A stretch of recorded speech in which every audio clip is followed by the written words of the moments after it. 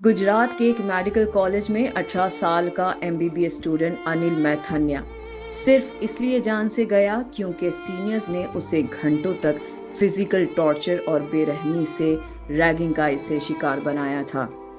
केरला का एक nursing college में 20 से 22 साल के स्टूडेंट पर ऐसी बारबेरिक रैगिंग की गई जहां इसे बरहना करके जिस्मानी तशद्दुद और जहनी जुल्म से इसे तोड़ दिया गया। और कई केसेस में 18 से 19 साल के स्टूडेंट्स सिर्फ इसलिए खामोशी से मर गए क्योंकि वो अपनी बेइज्जती, खौफ और डिप्रेशन किसी को बता नहीं पाए। सवाल ये नहीं कि रैगिंग क्यों हो रही है, सवाल ये है कि क्या हम अब भी इसे सिर्फ एक ट्रेडिशन कहकर नजरअंदाज करते रहेंगे।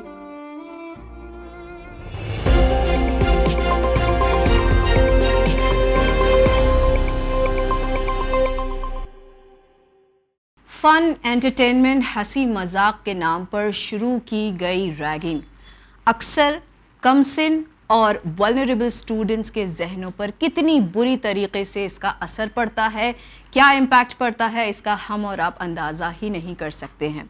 डेटा के मुताबिक हर साल हज़ारों कंप्लेंट्स रैगिंग से रिलेटेड दर्ज की जाती हैं। इनमें से कई मरतबा तो स्टूडेंट्स सुसाइड तक भी अटैम्प्ट कर लेते हैं। लेकिन क्या वाकईन जो आज हज़ारों की तादाद में केसेस रजिस्टर हो रहे हैं, क्या इनकी तादाद बिल्कुल ठीक है? नहीं। डेटा ये भी कहता है कि अब भी ऐसे कई हज़ार स्टूडेंट्स हैं जिन्होंने डर, खौफ, बदनामी और ज़िल्लत की बिना पर अब तक इन केसेस को इनकी शिकायत दर्ज नहीं करवाई है। रैगिंग फन एंटरटेनमेंट नहीं बल्कि कानूनन जुर्म है। यूजीसी रेगुलेशंस और एंटी रैगिंग एक्ट के तहत अगर आप रैगिंग करते हो, सस्पेंशन, एक्सपल्शन, फाइन, हत्ता के सलाखों के पीछे भी जाना पॉसिबल है। रैगिंग कोई छोटा मोटा क्राइम नहीं, ये आपका फन शायद किसी जिंदगी को हमेशा के लिए डिस्टर्ब कर सकता है। इसीलिए यूजीसी की बनाई गई हेल्पलाइन नंबर्स पर हर दिन हज़ारों की तादाद में रैगिंग के खिलाफ कंप्लेंट्स आती है और एस्टिमेटेड तौर पे जो ऑफिशियल आंकड़े बताते हैं कि ये परसेंटेज 12 से 17% के तौर पर बढ़ता ही रहता है हर साल। So it means it's just a tip of an iceberg, यानी ये उन बच्चों की बात हो रही है जिन्होंने हिम्मत जुटाकर रैगिंग के खिलाफ कंप्लेंट्स की है बगैर किसी का खौफ खाए। जी हाँ नाज़रीन, सलामुअलैकुम वरहमतुल्लाह।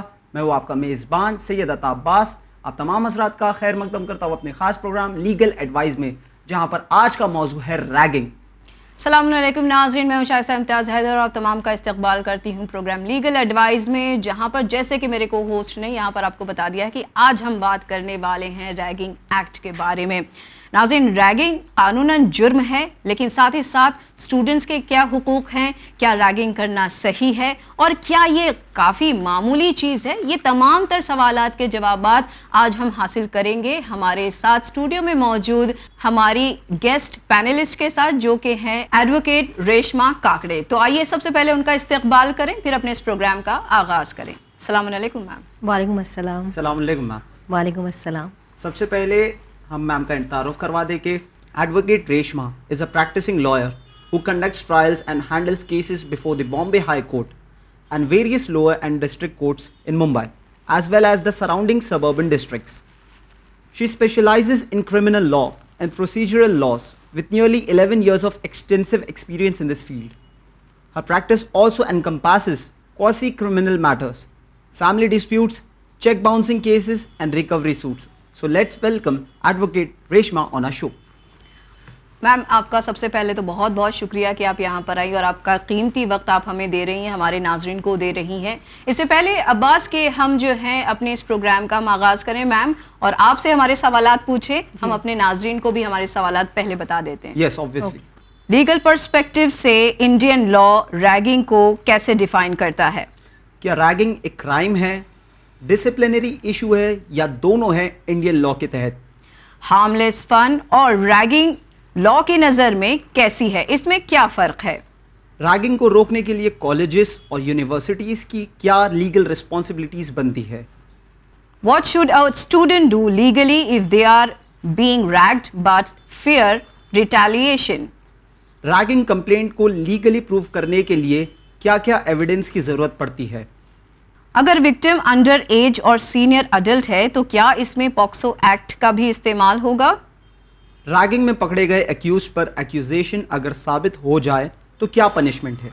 ओके, तो मैम सबसे पहले हमारा सवाल आपसे यही है, आप हमें बताएं कि इंडियन लॉ जो है वो रैगिंग को कैसे डिफाइन करता है, क्या इसके हुदूद हैं, क्या लिमिटेशंस रैगिंग के अंदर पाए जाते हैं? रैगिंग पर से एज पर इंडियन लॉ तो ये है कि एक जो स्टूडेंट है वो रिटन या स्पोकन, लिखित में या बोल के किसी की भी इंसल्ट करे, कोई दूसरे स्टूडेंट की इंसल्ट करे, उसको ऐसा काम करवाए जो वो नहीं करना चाहे। जैसे कि मान लो एक डांस ही चाहिए तो, है ना, वो उसको नहीं करना चाह रहा है लेकिन आप उसको फोर्सिबली करवा रहे हो मर्जी के बगैर, मतलब नॉन कॉन्सेंशुअल कोई चीज़ आप उसको थ्रेटन करवा के कर रहे हो क्योंकि आप उस पर डोमिनेंस दिखाना चाहते हो। मतलब आप सीनियर होने का आप डोमिनेंस बताना चाहते हो। तो इस चीज़ को जो है या फिर अभी बिकॉज व्हाट्सएप का ज़माना है या टेक्नोलॉजिकली हम लोग इतने एडवांस हो गए ना, तो एक कोई ऐसी क्लिप उसकी वायरल कर दो या उसको इंसल्ट करो, उस तरीके से भी return spoken in any way उसको आप साइकोलॉजिकल या फिजिकल हार्म कर रहे हो। फिजिकल हार्म मतलब मैं तेरा सीनियर हूँ, चल यहाँ 3 घंटे खड़े हो जा, चल यहाँ 10 घंटे खड़े हो जा, ठीक है ना, यहाँ से 1-2 राउंड लगा ले, ठीक है ना, रोज़ मेरे को सलाम बोल, है ना, उस तरीके से। ये तो मैं एक बहुत ही नॉर्मल सी चीज बोल रही हूँ आपको। जी। और जो हमारे स्टूडेंट्स में भी ऐसा होता होगा कि ये तो नॉर्मली बात कर रही हैं, हाँ, ये तो ऐसे कर लिया तो क्या हो गया, मजा आ गया दिन का। कॉमन पार्लांस में बोलेंगे तो इसको एक फन बैंटर बोलेंगे, fun banter between senior and the junior. तो बॉलीवुड ने भी इसको बहुत ग्लोरीफाई कर दिया है। जैसे कि अभी आप रिसेंटली कबीर सिंह मूवी देख लो या कोई भी एक साउथ की मूवी उठा लो, तो उन्होंने ना मतलब जैसे कि एक इसको बड़ा नॉर्मल चीज बोल दिया जी, बहुत ही नॉर्मल है, उसको फन वे में बताते हैं, उसको इतना ग्लोरीफाई करते हैं कि लोगों को उसके मतलब डिसएडवांटेजेस या हार्म जो साइकोलॉजिकली एक बच्चा जो गुजर सकता है, तो वो उसके बारे में ना लोग इसको बहुत लाइट लेते हैं।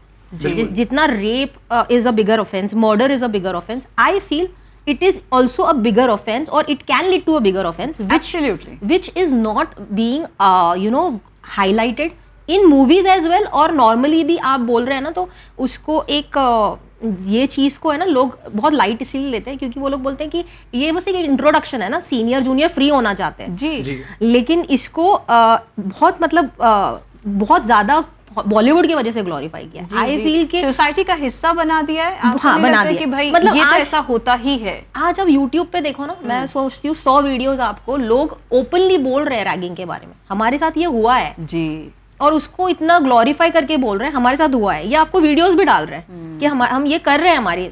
तो ये चीज जो है ना, this is something very offensive जी, that should not be glorified जी। यानी जो चीज आइस ब्रेकर के नाम पे लोगों के साथ करी जा रही है, ये दरअसल हो सकता है कहीं उसमें फीलिंग ऑफ रिटेलिएशन ना आ जाए जो मतलब लोग बोलते हैं कि सब, फिर उनको क्या होता है, सीनियर्स फिर उसमें और मोटिवेट होते हैं ये चीज करने में, और जूनियर्स को लगता है कि it is not that a big deal कि हम लोग इसके लिए ह्यू एंड क्राई कुछ करें। आप समझ रहे हो? So initially ragging started with, it's a Greek culture basically. Olympic sports के लिए एक फ्रेंडली थोड़ा ना स्पोर्ट्समैनशिप के लिए ये रैगिंग शुरू हुई थी ग्रीक कल्चर से। अच्छा, which continue to English army schools. Okay, and there after it came to Indian schools. Okay, तो यानी ये जो है कल्चर, इसके पीछे एक बाकायदा हिस्ट्री है जी, हिस्ट्री है। और फर्स्ट जो रैगिंग केस जो इतना हुआ वो था 1996 में जो था, ये तमिलनाडु में एक प्रोफेसर का बेटा जो था, उसको इन्होंने बोला कि आप स्ट्रिप करो अपने आप को नेकेड और मेरे बूट लीक करो, चप्पल मेरी लीक करो। वो बंदे ने मना कर दी। He was also vice chancellor का बेटा था वो, उसने मना कर दिया। उसकी इन्होंने इतनी बेरहम तरीके से उसको मर्डर कर दिया सीनियर्स ने, लिटरली उसके पूरे पार्ट्स को डिसमेंबर किया। उसके बाद this Tamil Nadu ragging prohibition act केम। तो यानी इतना हीनियस एक्ट होने के बाद ही जो है इस तरीके का एक्ट जो है हमारे कानून में भी शामिल हुआ।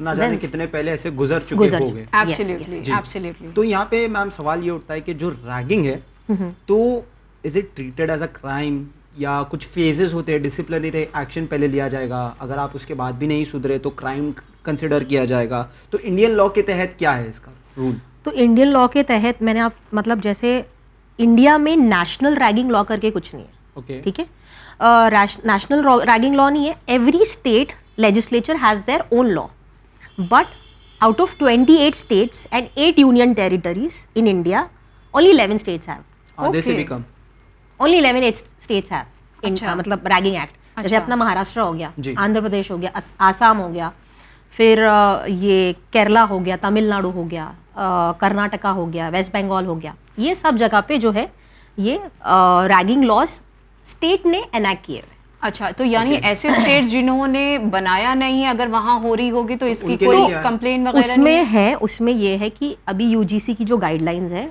उसके तहत, और फिर उसको इंडियन लॉ की तहत उस पर्सपेक्टिव में देखा जाता है. ओके. जैसे कि मतलब ईव टीजिंग हो रही है सेक्सुअली, तो जी. फिर पहले 354A लगाया जाता था, अब जो है नया बीएनएस का कानून लगाया जाएगा. तो उस तरीके से जैसे ईव टीजिंग सेक्सुअली हो रही है तो उस तरीके से बताएंगे, या कोई ऑब्सीन गाना बोल रहे हैं तो उसमें भी फिर 294 जो पहले आईपीसी का था वो उस तरीके से देखा जाता है. मतलब अच्छा. आईपीसी को इसमें मतलब apply किया yes yes they don't have a proper anti ragging act, जी. प्रोहिबिशन जो वाला एक्ट. तो सवाल यही था कि यानी अगर कोई शख्स रैगिंग कर रहा है तो पहले उसे वार्निंग दी जाती है कि ये disciplinary so this is the second point that I want. तो डिसिप्लिनरी एक्शन हो सकता है. यूजीसी के गाइडलाइंस है 2009 के, जिसमें सुप्रीम कोर्ट, ये एक्चुअली एक सिविल रिट पिटिशन फाइल किया था एक एनजीओ ने, और ये बहुत ही फेमस एक केस हुआ था 2007-8 के करीब, अमन कचरू करके. अच्छा. अमन कचरू करके एक बंदा था, बड़ा very smart ambitious boy, medical college का बंदा. He knew French, he knew English, he knew Hindi, he was very good, and unfortunately he did not back out. उसने इनकी बात नहीं मानी सीनियर्स की, और उसके साथ भी वही हुआ. He was brutally murdered. और फिर उसके जो फादर थे वो भी प्रोफेसर हुआ करते थे, तो उन्होंने जो है ये उनके फिर ये मतलब जैसे सीनियर्स को सारे अरेस्ट किया, और उसने उस वक्त पे सारे हेड चांसलर, फिर जितने भी इंस्टीट्यूशंस के हेड थे उन सबको लेटर भी लिखा था कि अच्छा. मेरे साथ ये रैगिंग हो रही है. अच्छा. जी. फिर भी वो कुछ उसके लिए किया नहीं था, you know. Then there has to be a proper guideline. इसलिए सुप्रीम कोर्ट ने फिर वो एनजीओ के तहत वो सिविल रिट पिटिशन में यूजीसी गाइडलाइंस निकाली. जी जी. तो as per that guideline disciplinary action है. अगर if you are found ragging तो आपको पनिशमेंट है, सस्पेंशन है, रस्टिकेशन है. फिर अगर आपको कोई स्कॉलरशिप दी गई है या फेलोशिप दी गई है तो आपसे ले सकते हैं. आपको रस्टिकेट कर सकते हैं 1 से 4 सेमेस्टर तक. अच्छा. आपको सस्पेंड कर सकते हैं. आपको ऐसा कर सकते हैं कि मतलब आप 5 साल तक कहीं भी अप्लाई नहीं करो, एडमिशन ना लो, आपका एडमिशन कैंसिल हो सकता है. बहुत सारी चीज़ें हैं उसमें. मतलब सीवियर जितना होगा केस Yes, उस हिसाब से जो disciplinary है actions इसकी हैं. डिसिप्लिनरी एक्शंस लिए बिल्कुल, जाते हैं. जी. अक्सर ऐसा भी होता है क्या कि मतलब जैसे कि आपने बताया इसी केस में हाँ. कि वो बंदा जो है, स्टूडेंट जो है, वो लिखे जा रहा है कि मेरे साथ ये हो रहा है, लेकिन Yes. फिर भी कोई जो है उसको सुन नहीं रहा है, देख हाँ. नहीं रहा है. तो क्या इसकी पीछे वजह ये होती कि कॉलेजेस या यूनिवर्सिटीज जो वो दे वर सोचती नॉट है हेल्ड लायबल ना बैक देन. जी. उनको लायबल नहीं किया गया, लेकिन अब जो यूजीसी गाइडलाइन के हिसाब से है तो इंस्टीट्यूशंस को भी लायबल है. वो भी मतलब जैसे कि उनका अगर उनको कोई फंडिंग हो रही है जी. यूनिवर्सिटी ग्रांट कमीशन से. University grant commission is a statutory body, government body है, और government body ministry of education के अंडर है. अच्छा. और गवर्नमेंट बॉडी होने की वजह से कोई इंस्टीट्यूशन को अगर वो फंड कर रहा है या कोई पैसे दे रहा है तो वो बंद कर देंगे, अच्छा. उसकी एफिलिएशन कैंसिल कर देंगे. जी. तो ये सारी चीजें इंस्टीट्यूशंस के ऊपर भी अभी जो है ना आ गई है. जी. फिर उनको बहुत सारी चीजें इसमें इन्होंने, अगर आप यूजीसी गाइडलाइन पढ़ो, इतना ब्यूटीफुली बनाया है. जी. इतना मतलब दे हर हैव बारीकी से जो है इनको रखा हुआ है. इनफैक्ट मोटिवेट करने के लिए भी ऐसा बोला है कि अगर आपके पास रैगिंग के केस नहीं होते हैं फाइन, तो वार्डन्स वगैरह को भी आप हॉस्टल के मतलब उसको बेनिफिट दो फाइनेंशियल, या उसको अवॉर्ड करो. अच्छा. हाँ, और आपके एप्लीकेशंस में भी एडमिशन के पहले ही लिख के लो कि आपके वहाँ रैगिंग जो है ये आप ये नहीं करते, एक्सेप्ट नहीं करते. और अंडरटेकिंग, आजकल तो अंडरटेकिंग लेते हैं. अच्छा. हर स्टूडेंट देता है एक एफिडेविट. जी. वो अंडरटेकिंग पेरेंट्स भी देते हैं. जी. मतलब पेरेंट्स को भी पता होना चाहिए कि अगर आपके बच्चे ने रैगिंग करी है या करने वाला है जी. तो उसके साथ ये सारी चीजें होने वाली है. अच्छा. तो ये अंडरटेकिंग इतना क्लियर हो जाता है. हाँ, अंडरटेकिंग पेरेंट्स से भी लिखवाए जा रहे हैं. और अब ये अंडरटेकिंग इनफैक्ट स्टूडेंट्स भी लिख के दे रहे हैं, they are giving it in affidavit. जी। तो यहीं से एक बहुत इंटरेस्टिंग सा सवाल उठता है कि आप कैसे बताएंगे स्टूडेंट्स, अगर खास करके हमारा ये प्रोग्राम देख रहे हैं तो कैसे पता करेंगे कि कुछ जो है हार्मलेस फन है और कुछ जो चीज़ें हैं वो रैगिंग में आती हैं? इंडियन लॉ इसे कैसे डिफाइन करता है? तो हार्मलेस फन तो देखो, जैसे मैंने इनिशियली आपको जो डेफिनेशन वही बताया था कि when you see in common parlance it is a fun banter between senior and a junior, ठीक है। So harmless is when you are consensual, when you are okay with it. अच्छा, मतलब आप ओके हैं, अगर आपके सीनियर ने बोला चलो नाच लो, ठीक है ना, अच्छा। तो you like it, you are feeling it is okay, but something which I like probably you will not like, absolutely, ठीक है। For you it will not be okay, जी, है ना। आपको नाचना नहीं पसंद होगा, या आपको प्रॉब्ली वो ऑफेंसिव लगेगी कोई चीज़, या आपको अगर आपको किसी ने गाली दी है ना, तो वो ऑफेंसिव लगेगी, शायद मुझे इतनी ऑफेंसिव नहीं लगेगी, आई विल टेक इट, ठीक है मेरा भाई है जैसा है, you know, something like that. So something which will put you under fear, under embarrassment, under shame, तो वो आप एज अ स्टूडेंट कंप्लेन कर सकते, then it amounts to ragging. जी। और अगर ये कॉन्स्टेंटली हो रहा है तब तो आपको जो है अपने लिए, हक के लिए तो आवाज तो उठानी चाहिए। तो वही चीज है ना कि हक तो तभी आएगा ना जब आप उसको खुद कंसेंट नहीं दे रहे हो। जी, बिल्कुल। आपको खुद के लिए खुद आवाज निकाल होनी पड़ेगी। यानी एक बार परमिशन दे दी तो पता चला बार बार कर रहे हैं। जी। तो अब सवाल ये उठता है मैम कि कॉलेजेस लीगली इसे रोकने के लिए क्या प्रैक्टिस कर रहे हैं ऑन ग्राउंड, अगर हम देखें, या एंटी रैगिंग कमिटीज वगैरह बना के? तो ये भी यूजीसी गाइडलाइंस में बहुत क्लियरली मेंशन किया हुआ है कि आपको जो है आपका जैसा एडमिशन फॉर्म है उसमें आपको क्लियरली मेंशन करना है कि आप रैगिंग को जो है वो एक्सेप्ट नहीं करेंगे आपके कॉलेज में। दूसरा, आपको बिलबोर्ड्स बनाने हैं, आपको नोटिसेस लगवानी है, और आपको क्लियरली आपके फॉर्म में, एडमिशन फॉर्म में मेंशन करना है फ्रेशर्स को। अच्छा, कि अगर आपके साथ रैगिंग हुई तो आप ये बंदे को फ़ोन लगाओ, ये बंदे को कांटेक्ट करो, ये ईमेल आईडी पे आपकी कंप्लेंट डालो। तो बहुत क्लियरली यूजीसी तो बाकायदा उनको पता होना चाहिए कि हमारे कॉलेज या यूनिवर्सिटी प्रीमाइसेस में एक ऐसी बॉडी जो है वो है जो कि हमारी ये तमाम चीज़ों की टेक केयर कर सकती है। यस। एंटी रैगिंग स्क्वाड है, एंटी रैगिंग कमिटी फॉर्म हुई है, तो ये सारे जो लोग मॉनिटर कर रहे हैं, प्लस सेपरेट एक आईसीसी काउंसिल भी है जो बेसिकली जो इम्पॉर्टेंट यूनिवर्सिटीज़ है जैसे IIMs, IIT, AIMS, ये सारे जो है इसके भी जो हेड है जी या फैकल्टी मेंबर्स है, उनका भी एक यूनिक बोर्ड, मतलब एक काउंसिल बनाया गया है। अच्छा, ताकि वो मॉनिटर कर सके जी कि कैसा कितना फॉलो कर रहे हैं लोग। जी। तो काफ़ी सारा इन्होंने यूजीसी गाइडलाइंस किया हुआ है, उसमें बहुत सारी चीज़ें। मैम, अक्सर देखा जाता है, कई दफ़ा देखा जाता है कि कई दफ़ा स्टूडेंट्स के साथ जो है रैगिंग हो रही है, कॉन्स्टेंटली हो रही है, लेकिन बच्चा जो है, क्योंकि अक्सर स्टूडेंट्स जो होते हैं वो टीन्स में भी होते हैं, तो टीन्स एक ऐसा मुकाम होता है जहाँ पर वो अपने आप को बड़े तो समझ रहे होते हैं, हालांकि वो पूरी तरीके से बड़े नहीं होते। उनके साथ जो भी कुछ हो रहा होता है वो अपने पेरेंट्स से छुपा लेते हैं, वो बहुत सोचने लगते हैं, इमोशनली भी जो है काफ़ी टर्मोइल चलता होता है। तो ऐसे में अगर जब स्टूडेंट के साथ इस तरीके से हो रहा है चीज़ें, तो फिर ऐसे में स्टूडेंट के पास क्या लीगल ऑप्शंस होते हैं, वो किस तरीके से जो है इस रैगिंग को बंद करवा सकता है, क्या लॉज ने इसके लिए रखा हुआ है? तो जैसे यूजीसी में टोल फ्री नंबर्स दिए गए हैं। अच्छा, मतलब 24/7 टोल फ्री नंबर्स है, और जैसे मैंने आपको बताया एडमिशन फॉर्म पे भी उन्होंने क्लियरली मेंशन किया है कि आपके साथ ये हो रहा है, आप इन बंदे को कांटेक्ट करो, ठीक है। मोर ओवर वहाँ भी कुछ नहीं हो रहा है, आपको अवॉइड किया जा रहा है, तो understand this is under a government body which is ministry of education. जी, आप मिनिस्ट्री ऑफ एजुकेशन को लेटर लिखो, या आप यूजीसी को लेटर लिखो कि ये इंस्टीट्यूट में हो रहा है, एनोनिमस बन के लिखो, आपको एंटरटेन किया जाएगा।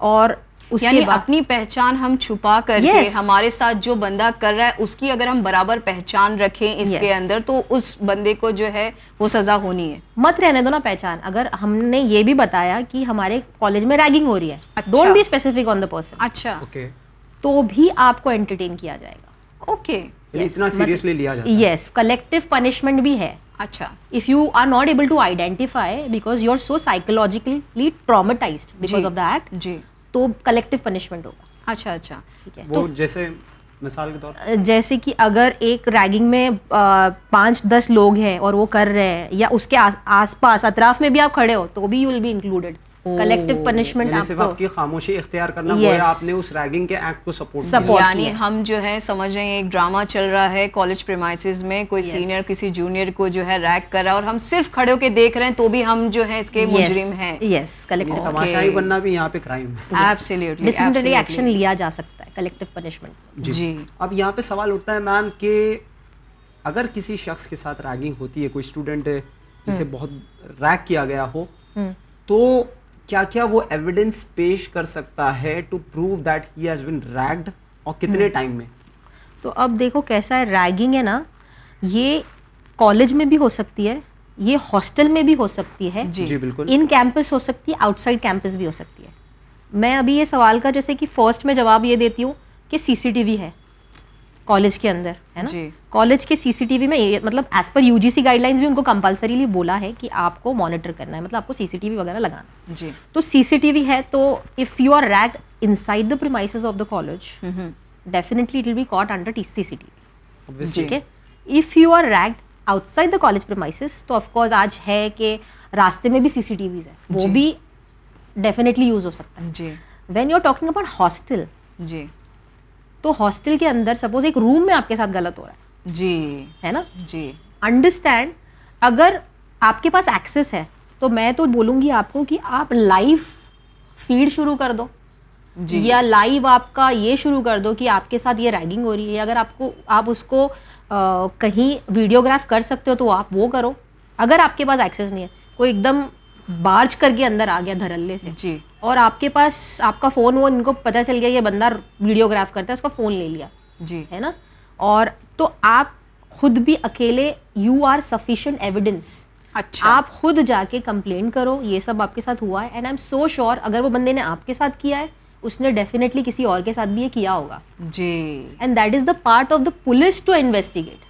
ये Okay. कड़ी है एक्चुअली में। यस, सो आप अगर आप नहीं कर सकते तो आप डीमोटिवेट मत हो कि मैं कर ही नहीं सकता and I have nothing to prove. जी। No, let the police investigate, it is the part of the police to जी इन्वेस्टिगेट। जी तो ये अक्यूज्ड को अगर पुलिस गिरफ्तार भी करती है तो ये बेलेबल ऑफेंस है या नॉन बेलेबल ऑफेंस होता है अक्सर दफा में?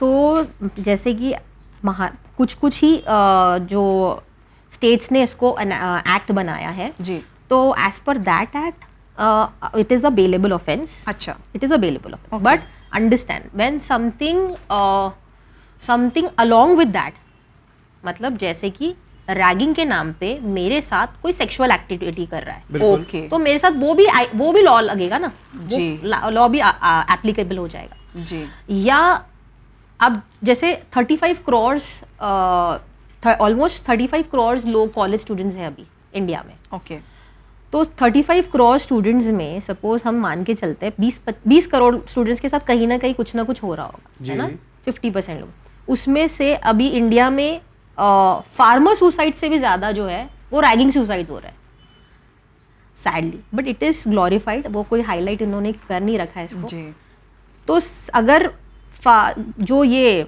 सुसाइड्स इतने हो रहे हैं, ठीक है ना, उसमें से भी ना 48% जो है ना वो शेड्यूल कास्ट, शेड्यूल कम्युनिटी, जी ओबीसी, माइनॉरिटीज के साथ हो रहा है। 50% यानी based on their caste they are being ragged. Ragged. यानी ये उनका गुनाह है कि वो उस कास्ट से ताल्लुक। यस, तो उस कास्ट में या आप माइनॉरिटी से बिलोंग कर रहे हो तो आपको स्टीरियोटाइप किया जाएगा, आपको कुछ भी बोला जाएगा जो आपको नापसंद होगा, है ना। Just say this thing. समझ है, जैसे कि Yes, अगर yes. आप मुस्लिम हो तो आपको कुछ भी बुला देंगे, मुल्ला बुला देंगे, चार शादी बुला देंगे, कुछ भी जी, बुला जी, देंगे, विच जी, यू विल बिल्कुल। Probably not like. जी और अगर आप शेड्यूल कास्ट के हो तो आपको कुछ भी एक गंदी चीज बोल देंगे तो you will not like it. जी सो या कुछ मतलब ऐसे कोई, because see what happens is, ये ना, this is all from your parents, this is all your mentality which you have grown with, grown up. जी ठीक है। तो आपको खुद बदलना पड़ेगा, as a human you have to change, then you can make the change in the society. जी Yes. जी Actually, जी, this जी। was our next question कि खुद हमें क्या रिस्पॉन्सिबिलिटीज है Yes. As a parent, as a student, क्या responsibility बनती है इस चीज को समाज से एराडिकेट करने के लिए? हाँ, तो ये जो चीज़ है ना, ये बड़ी इंपॉर्टेंट है, क्योंकि आप खुद अगर नहीं चेंज हो रहे हो ना, अगर आपने, आपका घर का माहौल ही ऐसा है कि आप इसको बहुत ही नॉर्मलाइज करते हो कि आप माइनॉरिटी या कोई भी ऐसे कास्टिज्म कर रहे हो अपने खुद के घर में, है ना, या आप मतलब आपने वो मेंटालिटी को ओके माना है, तो जी। I think that will come in your child and eventually ragging. तो मैं बोलती हूँ कि भाई बहन भी एक दूसरे को जो बुली करते हैं उसको भी तो हम लोग कितने लाइटली लेते हैं ना। जी जी जी बिल्कुल। हाँ, छोटा मतलब बड़ा भाई छोटी बहन को रैक कर रहा है या उस तरीके से, तो उसको भी एक फन बैंटर में ले रहे हैं, है ना, क्योंकि ये डोमिनेंस ध्यान ही नहीं देते। हाँ, क्योंकि डोमिनेंस आप वहीं से देखो ना, डोमिनेंट आप दिखा रहे हो कि it's okay to be dominant. Yes, बड़ा छोटे पे डोमिनेंट। यस, बड़ा छोटे पे डोमिनेंट। तो ये ना आपने ये मेंटालिटी खुद लोगों में डाली है कि it's okay to be dominant, it's okay to have that superiority complex. दफा आपको नहीं लगता कि हम ही जो है अपने बच्चों को अगर भेज रहे हैं ऐसी जगहों पे, इंस्टीट्यूट में, तो डरना नहीं, तेरा बाप यहाँ पर है, डरना नहीं, हमारे कॉन्टैक्ट्स इतने हैं, डरना नहीं, ये तो एक तरीके की आप जो खुद इस तरीके की चीजें इनग्रेन कर रहे हैं बच्चों के दिमाग में कि फिर उसको लगता है there is no end of him और herself by doing such kind of things. नहीं, अगर ये डरना नहीं, इसको दो पहलू में ले सकते हैं। डरना नहीं, अगर तेरे साथ कुछ गलत हो रहा है just open up and let me know. जी हाँ, डरना नहीं, वी हैव कॉन्टेक्स्ट। जी ठीक है, तब तक तो ठीक है, लेकिन आप गलत करो और फिर डरना नहीं, दैट इज रॉन्ग। जी ठीक है, आप बच्चे के साथ उतना फ्रीनेस करो, उतना आप बच्चे के साथ नॉर्मल रहो कि वो आपसे ओपन अप करे कि डैड मॉम मेरे साथ ये गलत हो रहा है, ठीक है, आई एम बीइंग हैरेस्ड, मेरे साथ something like this has been happening time and again and I want you to raise voice और probably I want you to cancel the admission, get me an admission somewhere else. जी ठीक है ना, something like that. जी, और I want you to raise voice कुछ तो, ताकि और ये पेरेंट्स को भी इस चीज को है ना नॉर्मली नहीं लेना चाहिए। तो ये it is a two way thing. जी जी, तो अगर वही मैंने बोला जैसे कि अगर इस चीज को कि आप be relaxed, we have lot of contacts, जी, लेकिन not from the negative perspective, positive perspective से है तो ठीक है। ठीक है जी। तो ये भी अक्सर अगर हम ख़ास करके बात करें उन स्टूडेंट्स के लिए जिनको लगता है कि वो फ़न के लिए कर रहे हैं और जो है थोड़ा सा पावर मिल जाएगा, थोड़ी सी एंटरटेनमेंट हो जाएगा, ये जो बोरिंग लाइफ है वो काफ़ी बोरिंग होती है और ये है वो है वगैरह वगैरह। तो इसमें आप कैसे कहेंगी ऐसे स्टूडेंट्स के लिए कि इनके लिए क्या क्या आगे ख़तरे हैं? क्या अगर इनके ऊपर रैगिंग के इसमें मुलव्विस पाए गए, अक्यूज पाए गए, तो इनके करियर पे कुछ असर पड़ता है किसी तरह? बिल्कुल असर पड़ता है, बिल्कुल असर पड़ता है, क्योंकि यूजीसी गाइडलाइंस ने अभी एकदम स्पेसिफिकली बोला है कि आप इसको बिल्कुल बर्दाश्त मत करो, इमीडिएटली इनको जो है रस्टिकेट करो, सस्पेंड करो, या इनके ऊपर कुछ भी इनको बेनिफिट्स मिले, मतलब आपने लिटरली मेहनत करके जो बेनिफिट्स या आपको स्कॉलरशिप मिली हो वो आपके हाथ से निकल जाएगी। जी, और आपके parents their hard earn money will be wasted, they didn't wanted you to you know have such a life. और शायद आपको वो फन लगेगा, लेकिन somebody is having a very psychological breakdown because of that. जी जी, हमने कई दफा ऐसे कई केसेस देखे हैं कि जिसकी वजह से जिसके साथ रैगिंग हुई है वो जो है हमेशा हमेशा का एक ट्रॉमेटाइज बंदा हो जाता है। और उसकी कई जो है डॉक्टर्स के साथ काउंसलिंग चलती होती है। ये काफी मेडिकल कॉलेजेस में होता है, like lot of I think lot of students have left medical colleges. जी जी, तो अक्यूज्ड को क्या, this has been shown in the pictures as well, like Hunawa and all। जी जी जी, तो क्या अक्यूज्ड को फिर इनकी भी जो अगर मेडिकल का कुछ आया है तो इसका भी उनको भरना पड़ेगा या उसके पेरेंट्स को जो है इसकी लाइबिलिटीज उठानी पड़ेगी, ऐसा भी कुछ होता है? कंपनसेशन इन टर्म्स ऑफ, अगर देखो यही तो मैंने बोल रही हूँ कि it is govern along with other acts. अच्छा, जैसे कि अगर सेक्सुअल कुछ हुआ तो फिर मतलब 354A या वो उस तरीके से लगेगा, या SC/ST में हुआ तो शेड्यूल कास्ट एक्ट एक्टिव हो जाएगा। जी, ठीक है, या फिर आप कोई भी वॉलंटियर, सपोज उन्होंने मारपीट की, जैसे ना मैंने वीडियोस देखे हैं जहाँ लोग बोल रहे हैं कि my senior used to slap me 100 times, 100 बार मुझे स्लैप करते थे। और फिर ये जैसे 100 बार अगर किसी को आप मार रहे हो, मतलब you are voluntarily causing hurt और ग्रीवियस हर्ट, तो फिर वो सेक्शन 323, 324 ऑफ IPC आ जाएगा, जो अभी BNS में 115, 1152 उस तरीके से आता है। जी, तो ये सारी चीज़ है ना, then you have to see from that perspective. जी, है ना। okay। तो वो उसमें कुछ में कंपनसेशन है, कुछ में ये भी है, fine with fine and both, ये भी है। तो यानी विक्टिम की फैमिली जो है अगर इस तरीके के कुछ चीजें पा रही है तो वो क्लेम कर सकती है, क्लेम कर सकती है। वो इस तरीके से जो है खुद विक्टिम को भी जो है मोटिवेशन की जरूरत है, उसे भी तो देखना है कि आखिर मेरे साथ जिसने बुरा किया है उसके साथ क्या होता है। तो कॉलेजेस को बोला है कि आप काउंसलिंग प्रोग्राम्स रखो, आप काउंसलिंग सेशंस रखो। और ये जो आपने बोला जैसे फन बैंटर पहले जो लोग मजे के लिए करें, जी, तो अभी कॉलेजेस को ये भी बोला है कि आप इंट्रोडक्टरी एक सेमिनार रखो ताकि फ्रेशर और स्टूडेंट, सीनियर स्टूडेंट साथ में मिल सके। जी। और मिलकर फिर उनके अंदर वो फिर आप उसमें कल्चरल एक्टिविटीज करो, ये करो, जो भी है उस तरीके से इसको प्रमोट करो। जी। अगर आइस ब्रेक करना है तो इस तरीके से करो। जी जी। तो यानी इस तरीके के इन तमाम स्टेप्स के साथ हम जो है रैगिंग की जो बढ़ता हुआ रेशियो इसको कम कर सकते हैं। ओके मैम, बस लास्ट सवाल ये है कि अगर विक्टिम अंडर एज है और एक्यूज जो है वो ओवर एज है, तो इसमें क्या पॉक्सो का एंगल आता है? बिल्कुल आता है। जैसे protection of children from sexual offences act 2012 जो है, ये अगर विक्टिम जो है वो अंडर 18 है जी, और सीनियर मतलब जो है वो ओवर 18 है, तो उनके ऊपर डेफिनेटली लगेगा। Okay. अच्छा, ओवर 18 नहीं रहेगा, अंडर 18 भी रहेगा, जो एक्यूज्ड है वो भी अच्छा, तो भी पोक्सो लगेगा, लेकिन it will B tried under juvenile justice act. Okay. उस पे मतलब उस तरीके से उसको थोड़ी लीनियंसी लगाएंगे, लेकिन definitely and this happens with male members. अच्छा, मतलब even if you are under 18 then you are a man, you will be tried, not a woman. Okay. Because section 3 and 4 says about penetrative sexual assault. जी So when you read it, it's always a man who's going to be accused. जी जी जी। So अगर आप under 18 हो, आप खुद बच्चे हो, जी तो भी आप पे पोक्सो लगेगा, लेकिन विद जुवेनाइल जस्टिस एक्ट उस तरीके से ट्राई करेंगे। फिर आपकी कैपेसिटी देखेंगे मेंटल, कितना इसके अंदर समझने की क्षमता है, जी जी, सेक्सुअल इंटेंट है यानी जी। तो वो सब चीज़ गवर्न उस पे आता है। और एक सादा, जैसे कि मैंने कुछ वीडियोस देखे जिसमें लोग रैगिंग के बारे में ऐसे बोल रहे हैं कि मतलब हमको तो हमारे सीनियर मेडिकल कॉलेजेस के पोर्नोग्राफी दिखाते हैं कि मतलब पॉर्न आप देखो, दे वर फोर्स्ड टू सी पॉर्न्स। तो ये भी एक ऑफेंस है। अच्छा, मतलब अगर मतलब in POCSO act this is also counted as an offence. Okay, क्योंकि आप इन चीजों में उनको मुलव्विस कर रहे हैं। यस। और उसमें भी फिर उसमें सेक्सुअल इंटेंट वगैरह देखा नहीं जाता, तो ये देखा जाता है कि आपने दिखाया तो आप पे फिर पोक्सो लागू होगा। ओके।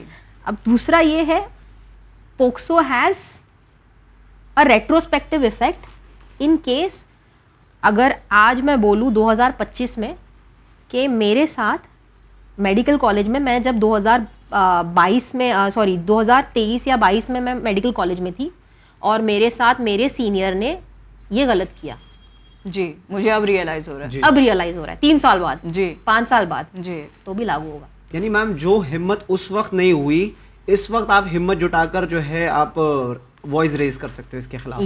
यस। मतलब 2012 के बाद अगर आपके साथ ये हादसा कभी भी हुआ है, जी, ठीक है, तो आज भी आप उसकी कंप्लेंट जो है कर सकते हो।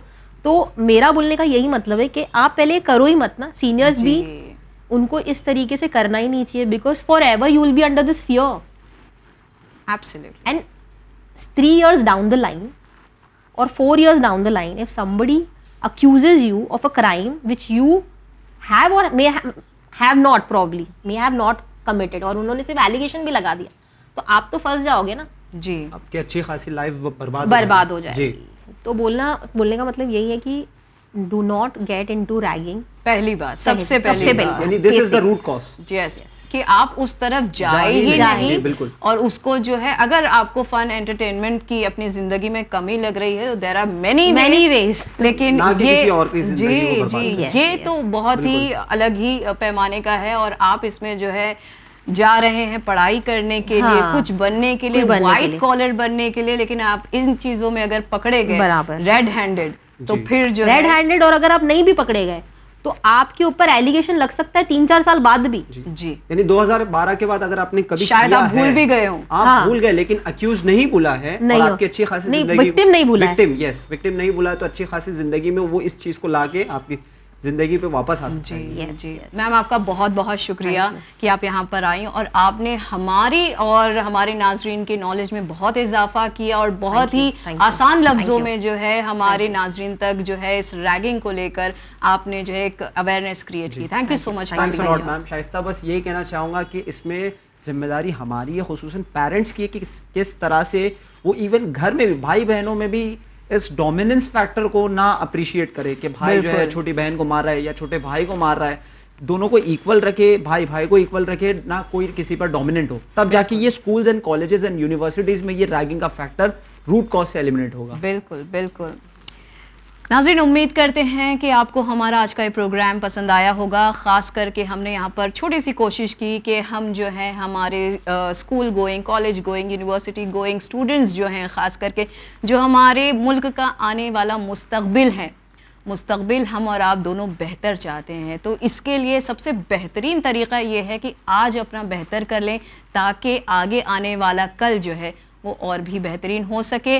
आप वहाँ पर तालीमात हासिल करने जाते हैं, बिल्कुल कीजिए, लेकिन किसी और को ट्रॉमेटाइज़ करके या किसी और के साथ फ़न और एंटरटेनमेंट करके अपने आप को एंटरटेनमेंट देना बहुत ही गलत है, कानूनन जुर्म है। इसी के साथ हमें दीजिए इजाज़त, पर बने रहिए चैनल विन के साथ। पैगाम इंसानियत, शुक्रिया, खुदा हाफिज़।